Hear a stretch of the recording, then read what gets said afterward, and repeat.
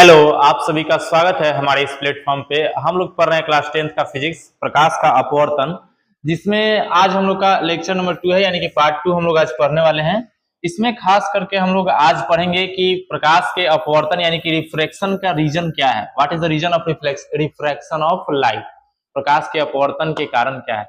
ध्यान दीजिएगा कि हम जो है यहाँ पे हिंदी और इंग्लिश दोनों मीडियम में कवर कर रहे हैं सिलेबस का, तो आराम से पढ़ते रहिएगा। अगर हिंदी मीडियम के हैं तो भी ठीक है, इंग्लिश मीडियम के हैं तो भी कोई दिक्कत तो नहीं होगी, जहां तक हमारा उम्मीद है। और देखिए अगला है कि रिफ्रैक्शन बाय ग्लास स्लैब, यानी कि ग्लास का जो स्लैब है उसके द्वारा रिफ्रैक्शन से संबंधित जो भी घटना है उसको हम लोग पढ़ने वाले हैं आज। तो मेन हमारा जो फोकस रहेगा वो इसी को समझना है कि आखिर क्या रीजन है, रिफ्रैक्शन क्यों होता है, क्यों लाइट आखिर बेंड कर जाते हैं, जो कि पिछले वीडियो में हम लोग बताए थे कि आने वाले जो लेक्चर होगा उसमें बहुत जरूरी चीज पढ़ेंगे हम लोग कि आखिर रिफ्रैक्शन क्यों होता है, क्या कारण है। तो देखिए यहाँ पे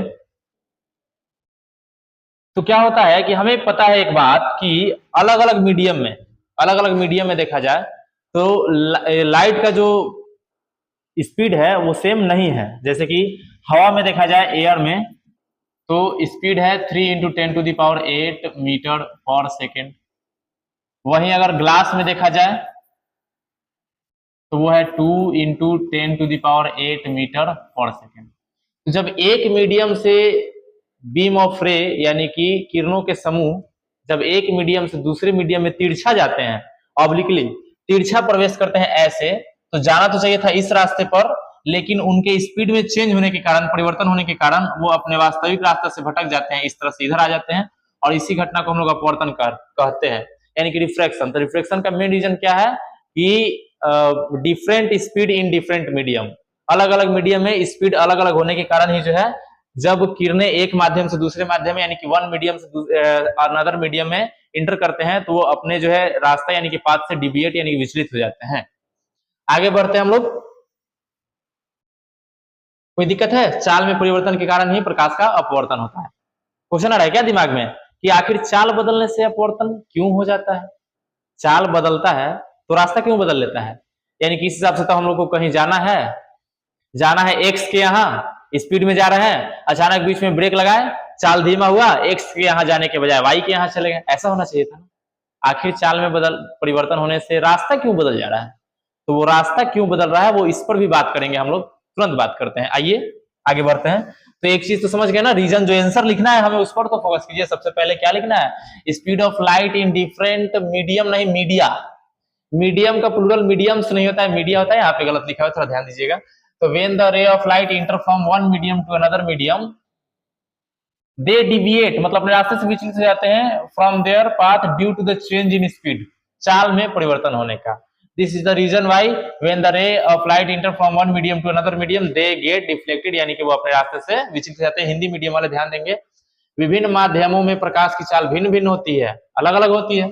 जब प्रकाश की किरणें एक माध्यम से दूसरे माध्यम में तिरछा प्रवेश करती है तो अपने पथ से विचलित हो जाती है और प्रकाश का अपवर्तन देखने को हमें मिलता है।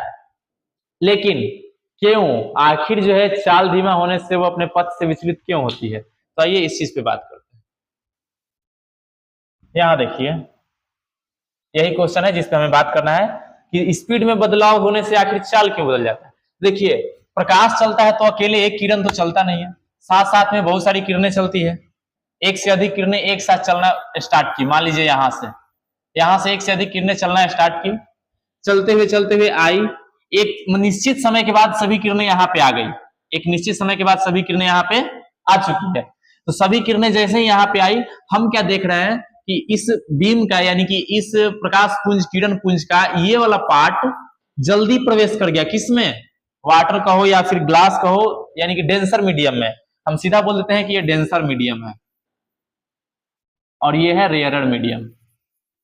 तो हम क्या देख रहे हैं कि ये जो किरण पुंज यानी कि बीम ऑफ लाइट ऐसे आ रही थी, तो इसका ये वाला पार्ट जल्दी प्रवेश कर गया, किसमें? डेंसर मीडियम में।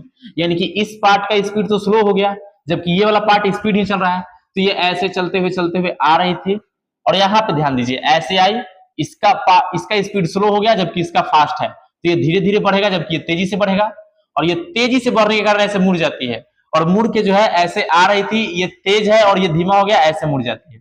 और मुड़ने के बाद यहाँ ध्यान दीजिएगा कि सतह पर ही मुड़ती है, और मुड़ने की वजह से पूरा का पूरा पार्ट अंदर चला गया, फिर सीधा चलेगा, अंदर भी किसी प्रकार का विचलन नहीं होता है, यानी कि कहीं भी नहीं घूमेगा, अंदर किसी प्रकार का डिविएशन नहीं होता है, और लास्ट तक सीधा आता है। और फिर जब बाहर निकलना होता है तो ये वाला पार्ट जल्दी बाहर निकलता है, इसलिए ये स्पीड हो जाता है, और ये धीमा और ऐसे मुड़ जाता है। तो स्पीड में चेंज जो है मेन रीजन नहीं है अपवर्तन का। अपवर्तन का मेन रीजन ये है कि स्पीड में चेंज पूरा का पूरा नहीं होता है, बल्कि आधे पार्ट का होता है। गाड़ी चलता है ना, तो साइड ब्रेक लगाते हैं तो एक तरफ वाला चक्का रुक जाता है और दूसरे तरफ वाला चक्का ऐसे चल रहा होता है, तो गाड़ी जल्दी मुड़ जाती है एकदम। तो मुड़ने का मेन रीजन है कि एक पार्ट को ऐसे रोकेंगे और दूसरा को ऐसे चलाएंगे तो ये ऐसे मुड़ जाएगा। ऐसे देखिए, ये दोनों पार्ट को चलाएंगे तो ये आपके पास जा रहा है, आ गया मेरे पास। एक पार्ट को थोड़ा धीमा चलाएंगे, होगा तेजी से, तो मुड़ गया, फिर इन्हें जाएगा, अब है कि नहीं। तो एक पार्ट को धीमा करेंगे, दूसरा को तेज, तो ऐसे मुड़ ही जाएगा ना। ये रीजन है कि दोनों पूरा के पूरा जो है स्पीड नहीं चलता है, एक पार्ट स्पीड होता है, एक पार्ट धीमा होता है, जिसके कारण जो है ये मुड़ जाता है। तो मेन रीजन ये है रिफ्रैक्शन का। चलिए इसके बारे में जो लिखा हुआ है पढ़ते हैं। पढ़ते क्या है, आप अपना नोट्स बना लीजिएगा, उतार लीजिएगा, हम पढ़ के क्या ही बताएं आप लोग को। Beam of light enter from one medium to another, then a part of its enters the second medium quickly. इसका एक पार्ट जो है सेकंड मीडियम में जल्दी घुस जाता है, जिसके कारण वो जो है उनका स्पीड स्लो डाउन हो जाता है। While a part travels for a long time in air, यानी कि बल्कि उसी जगह पे जो दूसरा पार्ट है वो देरी तक हवा में प्रवेश करता है, जिसके कारण ज्यादा दूरी तय कर लेता है, और वही ज्यादा दूरी तय करने के कारण वो जो है अपना बेंड हो जाता है, वही बेंट नहीं बेंड। जब कोई प्रकाश पुंज एक माध्यम से दूसरे माध्यम में प्रवेश करती है तो उसका एक भाग का चाल जल्दी धीमा हो जाता है, क्योंकि एक चाल जो है जल्दी दूसरे माध्यम में प्रवेश करती है, तो इसका एक भाग जल्दी धीमा और दूसरा भाग अभी तेज है। तो मान लीजिए कि ऐसे घुस रहा था, ये धीमा हो गया, ये तेज है, ऐसे मुड़ जाएगा, फिर ऐसे जाएगा बाहर निकलते समय। अब बाहर निकलते समय मान लीजिए ये तेज हो जाएगा, क्योंकि ये पहले निकलेगा, ऐसे होकर फिर ऐसे निकल जाएगा। तो इस तरह से घटनाएं देखने को मिलती है। तो ये है मेन रीजन रिफ्रैक्शन का, ऐसे आना, यहाँ पे घुसना, इसका स्लो होना, इसका तेज होना, ऐसे हो जाना, फिर यहाँ पे आना, इसका तेज होना, इसका धीमा होना, ऐसे निकल जाना। This is the main reason of refraction of light. कोई दिक्कत नहीं होना चाहिए। आगे बढ़ते हैं। अब देखिए ये बात कहा जा रहा है कि जब प्रकाश की किरणें जो है सघन माध्यम से विरल माध्यम से सघन माध्यम में प्रवेश करती है, तो बताइए कि अभिलंब से दूर जाएगी कि पास। तो यहाँ पे देखिए ऐसे ऐसे किरण आ रही है यहाँ पे, तो इस पे ना ब्रेक लग रहा है, पहले इधर तेज हो रहा है, तो यहाँ से ऐसे आई, ये स्लो हो गया और ये तेज हो गया, तो अभिलंब से अभिलंब की ओर ही तो झुकेगा ना। रास्ता तो ये था, लेकिन ये इस पे ब्रेक लगना, इसके कारण ये अभिलंब की ओर झुकेगा। ऐसे आ रही है तो ऐसे नहीं जाएगी, बल्कि ऐसे मुड़ जाएगी, यानी कि अभिलंब की ओर झुक जाती है। तो when a ray of light enters denser medium from a rarer medium, it bend towards the normal, यानी कि नॉर्मल की ओर घूम जाता है। बल्कि जैसे ही अब ये इधर से आ रहा है तो ये स्पीड ना, और ये धीमा आती है, ज्यादा स्पीड हो जाएगा बाहर निकल के, तो इससे घूम जाएगा, भाग जाएगा बाहर। तो अब जो है यहाँ पे आके ये ज्यादा स्पीड होने वाला है और ये स्लो होने वाला है, तो ये ऐसे मुड़ के इधर निकलता है। देखिए विरल से सघन में जाते समय अभिलंब की ओर, और सघन से विरल में जाते समय अभिलंब से दूर भाग जाता है। ध्यान दीजिएगा यहाँ पे, जब रे जो है रेयर मीडियम से डेंसर मीडियम में जाता है तो अभिलंब की ओर झुक जाता है, यानी कि टुवर्ड्स द नॉर्मल। वहीं अगर डेंसर मीडियम से रेयर मीडियम में जा रहा है तो अभिलंब से दूर हट जाता है, मतलब अवे फ्रॉम द नॉर्मल हो जाता है। वही बात यहाँ पे लिखा हुआ है, देख लीजिएगा, पढ़ लीजिए, अपने से पढ़ लीजिए। हम क्यों पढ़े, हम पढ़ के क्या करेंगे, देख लीजिएगा, नोट्स बना लीजिएगा, आप ही के लिए बनाया हुआ है, हम ही लिखे हैं, आप ही लोग के लिए लिखे हैं। आगे देखते हैं। दूसरा बात भी इसी में लिखा होगा, मतलब यहाँ पे दो बात है ना, कि यहाँ से यहाँ आते समय अभिलंब की ओर झुक जाना और यहाँ से बाहर निकलते समय अभिलंब से दूर हट जाना। यही दोनों बात, एक यहाँ पे लिखा हुआ है और दूसरा बात यहाँ पे लिखा हुआ है। कोई दिक्कत नहीं है, आगे बढ़े। चलिए आगे बढ़ते हैं। अब देखिए, the case of light going from air into glass and again into air, मतलब देखिए हवा से ग्लास में यानी कांच में घुसा और फिर कांच से बाहर निकल गया। तो यहाँ पे हमें बस इतना ही समझना है, देखना यही बात है कि यहाँ पे तो दो बार रिफ्रैक्शन होगा। पहला बात तो ये है कि एगो यहाँ पे रिफ्रैक्शन होगा और एक यहाँ पे रिफ्रैक्शन होगा, क्योंकि पिछले क्लास में आप लोग पढ़ चुके हैं कि रिफ्रैक्शन जो है दो जगह, एक ही जगह पे होता है। वो जगह क्या है, तो वो प्लेन जो दो मीडियम को एक दूसरे से अलग करता है, जैसे ऊपर हवा नीचे पानी, और वो जो प्लेन है जहां पर रिफ्लेक्शन होता है। तो इस तरह के प्लेन जहां जहां देखने को मिलेगा वहां वहां तो रिफ्लेक्शन होगा। तो यहाँ पे देखिए ये वाला प्लेन वही प्लेन है, ऊपर देखिए एयर नीचे ग्लास, फिर यहाँ पे देखिए तो ये भी प्लेन वही है, नीचे एयर और ऊपर ग्लास। तो रिफ्रैक्शन एक बार यहाँ होता है और दूसरा रिफ्रैक्शन यहाँ होता है। डिफरेंस क्या है, यहाँ पे जब रिफ्रैक्शन होता है तो जो रे है वो नॉर्मल की ओर आती है, क्योंकि ये रेयर मीडियम से डेंसर हुआ ना, रेयर से डेंसर मीडियम में आ रही है। तो रेयर से डेंसर में यानी कि विरल से सघन में जाते समय, विरल से सघन में जाते समय अभिलंब की ओर झुक जाती है, और यही इस बिंदु पे आएंगे तो इस बार जो है डेंसर से रेयर मीडियम में जा रही है, तो इसलिए इस बार अभिलंब से दूर हट जाती है। तो यही दोनों बात याद रखना है, और इस तरह से हम समझ सकते हैं कि कांच के स्लैब से अपवर्तन नाम का एक टॉपिक होता है, उसी को हम लोग पढ़ रहे हैं। तो कांच के स्लैब से अपवर्तन, कांच के स्लैब से अपवर्तन होने के दौरान होता क्या है कि जब प्रकाश की किरणें कांच के स्लैब में तिरछा प्रवेश करती है, enters obliquely in the glass, then emergent from the opposite side, मतलब दूसरे साइड से इमर्जेंट होता है, इमर्जिंग होता है, बाहर निकलता है। और जो इमर्जेंट रे है वो जो इंसिडेंट रे का रास्ता है, पथ है, उसके पैरेलल हो जाता है। बस इसी बात को ध्यान रखना है इसमें कि जब प्रकाश की किरणें किसी कांच के स्लैब में तिरछा प्रवेश करती है तो दूसरे तरफ से निकलती है, एक बात तो ये है। और दूसरा बात, जो दूसरी तरफ से निकल रही है ना, वो आपतित किरण के पथ के समांतर हो जाती है। मतलब इनडायरेक्टली हमें ये बताया जा रहा है इस डिफ्रैक्शन जहां जितना यहाँ पे होता है ना, उतना ही यहाँ पे होता है। यहाँ पे डिफ्रैक्शन होके इधर मुड़ता है और फिर उतना ही यहाँ पे डिफ्रैक्शन होके इधर मुड़ जाता है, जिसके कारण ये वाला डायरेक्शन और ये वाला डायरेक्शन दोनों पैरेलल हो जाते हैं, यानी कि सेम हो जाते हैं। यही है refraction by the slab of glass, यानी कि ग्लास स्लैब। इसका जो है देख लीजिए, इसके बारे में क्या लिखा हुआ है। When a ray light enters a glass slab from air, it emerges, मतलब बाहर निकलता है, from the opposite surface, मतलब दूसरे सतह से, parallel to the direction of the incident ray, मतलब कि समांतर ही निकलता है, वो इंसिडेंट रे के डायरेक्शन के समांतर निकलता है। हिंदी में जब प्रकाश की किरणें हवा से कांच के स्लैब में प्रवेश करती है तो विपरीत सतह से आपतित किरण की दिशा में ही निर्गत हो जाती है, यानी कि आपतित किरण की दिशा के समांतर ही निर्गत हो जाती है। लेकिन यहाँ पे थोड़ा सा और देखिए क्या है, ये जो आपतित किरण की दिशा है और ये जो निर्गत किरण है, इसके बीच की जो लांबिक दूरी है 90 डिग्री पर, ये जो 90 डिग्री के एंगल पे जो डिस्टेंस लिया हुआ है ना, इस डिस्टेंस को हम लोग बोलते हैं लेटरल डिस्प्लेसमेंट, यानी कि पार्श्विक विस्थापन। इसे ही हम लोग पार्श्विक विस्थापन बोलते हैं, लेटरल डिस्प्लेसमेंट, इस डिस्टेंस को। कोई दिक्कत नहीं है, याद रहेगा ना। लेटरल डिस्प्लेसमेंट क्या होता है, तो perpendicular distance between the incident ray and emergent रे इज कॉल्ड लेटरल डिस्प्लेसमेंट।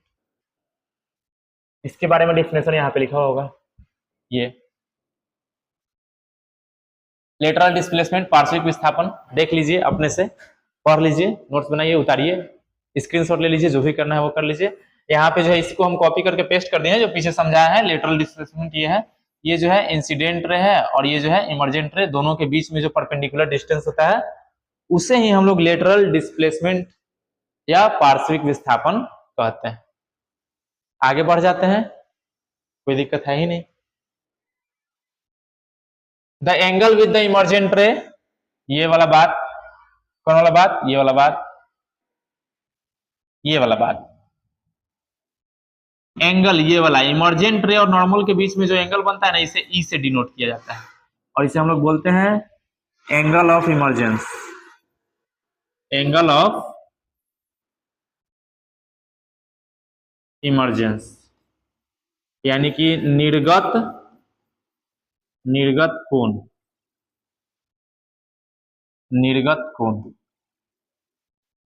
ठीक है, कोई दिक्कत नहीं है, निर्गत कोण कहा जाता है इसको। समझ में आ रहा है, आगे बढ़ते हैं।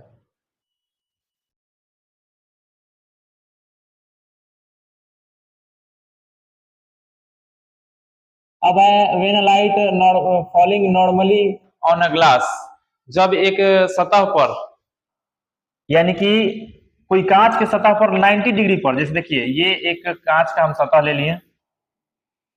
अब देखिए इस पर जो है ना, ऐसे हम अभी समझा रहे थे क्या कि ऐसे तिरछा आएगी ना, कोई किरण ऐसे तिरछा आ रही है ऐसे, तो ध्यान दीजिए कि ये वाला स्लो हो जाएगा और ये वाला फास्ट, और ऐसे मुड़ जाएगी, फिर यहाँ आएगी, ये वाला फास्ट, ये वाला स्लो, ऐसे मुड़ जाएगा।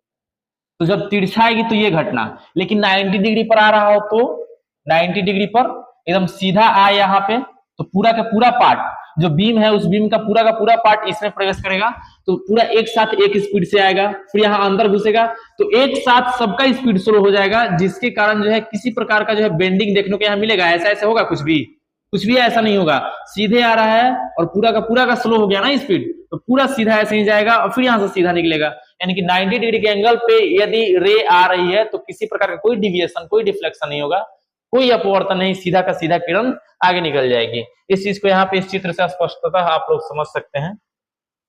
ये देखिए, ये सब कुछ साथ में किरणें आ रही है, ना कोई स्लो हुआ ना कोई फास्ट। अगर स्लो हो रहा है तो सब कुछ साथ में स्लो होंगे, फिर यहां तक आएंगे, फिर फास्ट होंगे तो सब कुछ साथ में फास्ट जाएंगे, तो फिर किसी प्रकार का डिफ्लेक्शन होगा कहाँ, कोई अपवर्तन नहीं होगा। एकदम सीधा ऐसे आना है, सीधे ही आगे बढ़ना है, फिर सीधे। क्योंकि यहाँ पे देखिए, अगर ये स्लो होता ये फास्ट तो ऐसे मुड़ता, या फिर ये फास्ट ये स्लो तो ऐसे मुड़ता, लेकिन सबका स्लो, यहाँ से सबका स्पीड स्लो होने वाला है तो सब धीरे धीरे आगे बढ़ेंगे, फिर सबका स्पीड फास्ट होना तो सब आगे बढ़ेंगे सीधा।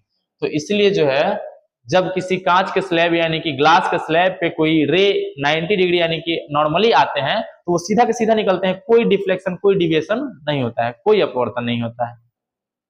यहां तक तो उम्मीद करते हैं आज का लेक्चर समझ में आया होगा। आज का लेक्चर का मुख्य उद्देश्य आप लोग को यही समझाना था कि हम लोग तो आसानी से समझ लेते हैं कि जो है चाल में परिवर्तन यानी कि स्पीड चेंज हुआ, जिसके कारण जो है रास्ता बदल गया रे का। लेकिन मेन रीजन क्या है कि रे अकेले चलता नहीं, पूरे बीम के साथ, पूरे टीम के साथ अपना चलता है। और उस टीम का जैसे कि यहाँ पे देखिए ऐसे ऐसे बहुत सारे टीम में लोग दौड़ रहे हैं साथ में, दौड़ते दौड़ते क्या हुआ कि एगो ज्यादा तेज भाग गया, एगो थोड़ा स्लो हुआ, एगो आउ स्लो, एगो आउ स्लो।